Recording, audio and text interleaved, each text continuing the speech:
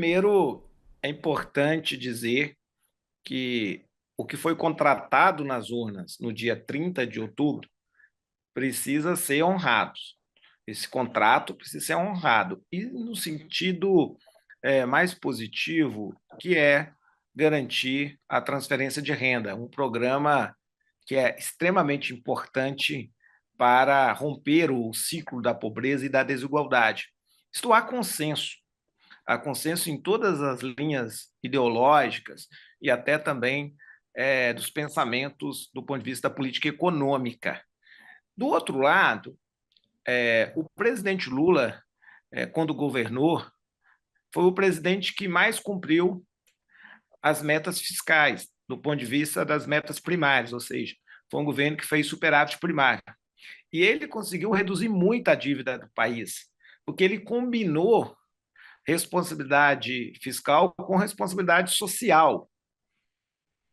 E, ao mesmo tempo, isso foi possível por causa de uma política que deu ao país, durante seus 8 anos de governo, uma média de mais de 4% de crescimento do PIB. Então, é nesse sentido que o presidente Lula hoje falou para os deputados e deputadas. Ou seja, é importante que tenha um programa de política econômica que possa retomar o poder de compra do povo brasileiro. É bom lembrar que o PIB, a conta principal do PIB brasileiro, mais de 70%, ela concentra no consumo das famílias. E para as famílias ajudar o PIB a crescer, ela precisa ter renda, ela precisa ter salário.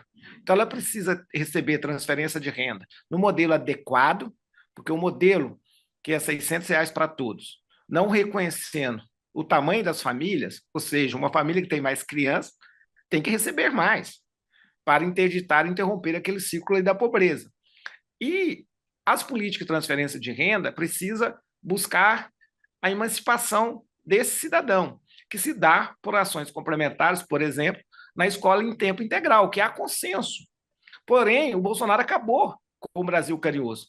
Como que um prefeito, um governador, vai investir numa escola de 10 horas e não numa escola de 4 horas?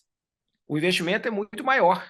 Por isso, tem que retomar um repasse maior, adicional, para o Fundeb, para garantir a escola em tempo integral. Por isso que o presidente Lula é muito reconhecido pelos mais pobres. Por isso que ele tem uma vitória mais expressiva, porque ele combina um conjunto de ações. Bolsonaro falou em voucher, em auxílio à criança cidadã, e não cumpriu, não saiu do papel. E ele colocou as crianças que eram protegidas na primeira infância, na escola em tempo integral, para fora. E outra ação é o salário mínimo. O salário mínimo tem que ter ganho real. Numa economia que 70% dos trabalhadores e trabalhadoras ganham até 2 salários mínimos, é impossível, se você não aumentar o poder de compra desse andar de baixo, a economia voltar a crescer. A economia só volta a crescer com o mercado de massa de consumidores com poder de compra. E o poder tem que ter ganho real. O Bolsonaro é o único presidente que vai entregar o Brasil com um salário menor de quando ele entrou. Por isso, o mercado não tem como, e nenhuma economista de bom senso, ficar contra a PEC da transição, porque ela abre espaço para esses compromissos, que vão ajudar a ter superávit primário em breve, a partir da retomada do crescimento do PIB.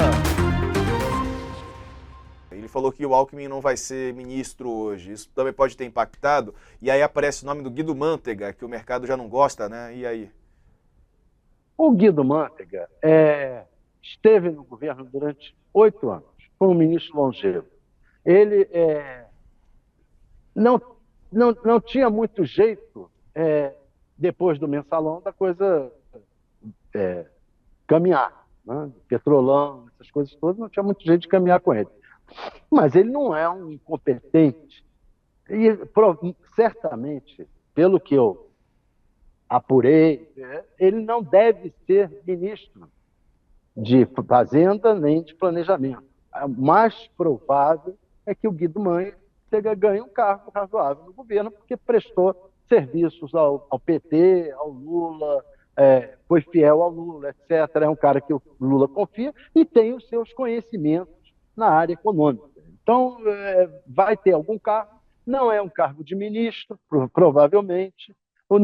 Quem está na comissão, o Lula já avisou, inclusive o Alckmin, não será, não provavelmente, não quer dizer que vai ser ministro, e o Alckmin vai ficar como regra 3, como ficou o outro vice-presidente do Lula, que era o Zé Alencar, que era uma regra 3 e virou, inclusive, foi ministro da Defesa durante algum tempo. Na hora que o Lula precisar do Alckmin, ele vai chamar o Alckmin e vai dizer: Alckmin, resolve aquele problema ali. O Alckmin vai trabalhar junto com o Lula. Eu não acredito que o Lula, muito embora ele tenha falado na, na, na reunião hoje de manhã, que ele está com 77 anos, mas com tesão de um garoto de 30, eu não acredito que ele tenha a mesma disposição de tentar centralizar tudo. Na verdade, ele nunca centralizou tudo, ele mexeu mais um pouco com a economia, mas ele vai dividir com o Alckmin. O Alckmin vai ser o cara que vai ficar ali do lado dele, inclusive opinando na. O Maquiavel dizia que é o seguinte: mais importante do que você ter um cargo é você estar no ouvido do príncipe, no ouvido do chefe, do homem que manda. O Alckmin vai estar ali no ouvido do Lula, vai ter poder. E o mercado sabe disso, o mercado está jogando. O Lula foi muito bonzinho com os militares hoje de manhã, dizendo que o Bolsonaro devia pedir desculpa aos militares. É verdade, o Bolsonaro devia pedir desculpa aos militares há muito tempo. Né? Primeiro, quando teve aquele escândalo de que ele teria pensado em jogar bomba em quartéis, na Vila Militar, lá no Rio de Janeiro, e que fez o Geisel chamar ele de um mau militar. Ali ele já podia ter pedido desculpa aos militares. Mas depois, agora, por ter jogado o nome dos militares depois do golpe, conseguiram refazer a sua imagem e ele conseguiu jogar de novo uma lama nos militares. Então ele devia pedir desculpa aos militares por isso. Agora, os militares também têm que pedir desculpa ao Brasil. Eles saíram espalhando que iam fazer um relatório técnico. Técnico porcaria nenhuma. Quem tem técnica nessa área não é militar. Quem tem técnica nessa área é técnico. Técnico de informática, técnico de outras coisas. Não técnico, não os militares. Eles não tinham. Aí espalharam: vamos fazer um relatório técnico. Técnico nada, fizeram um relatório fajuto, que não diz nada, e ainda se curvaram no finalzinho. O Bolsonaro achou que o relatório desmontou ele, disse que não tinha nada, que não pegou nada, obrigou o ministro da Defesa a voltar e dizer: olha, nós não dizemos que não tinha nada, mas também não podemos prever se teve alguma fraude. Quer dizer, ficou pior ainda, ficou ridículo. Realmente é como esse ministro do STF diz, é vergonha alheia. Eles estão fazendo um papel ridículo. E agora eles têm que pedir desculpa à nação por terem abaixado a cabeça desse jeito ao Bolsonaro, deixando antever que poderia haver um golpe, que eles poderiam seguir o Bolsonaro. Não tinha condição, porque nem os Estados Unidos, com quem eles mais se dão no cenário internacional, na geopolítica internacional, aceitariam. Eles sabem disso. Sabem que o Biden não aceitou e pronto, o PT, e eles não iam se mexer contra os Estados Unidos. É isso. Qual